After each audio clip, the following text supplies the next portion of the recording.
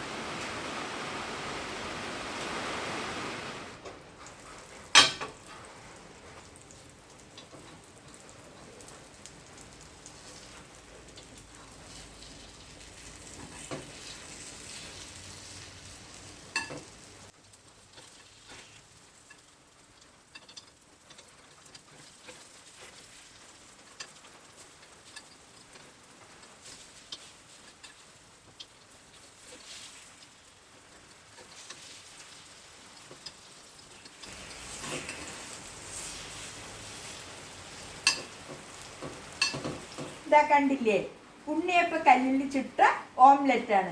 എത്ര പെട്ടെന്നാണ് കണ്ടില്ലേ ആകണത്. പിന്നെ അത് ഭംഗിയും ഉണ്ടാവും. കുട്ടികൾക്കൊക്കെ കൊടുക്കുമ്പോൾ നല്ല രസത്തിൽ അവർ കഴിക്കും. അപ്പം നിങ്ങൾ ഇത് ട്രൈ ചെയ്ത് നോക്കുക. നമ്മൾക്ക് ഇനി ഇത് കോരിയെടുക്കാം.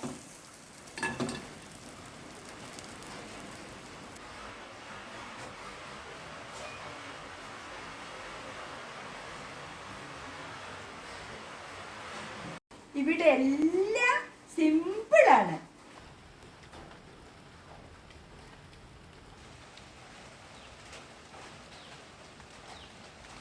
ഇവിടെ എല്ലാം സിമ്പിളാണ്.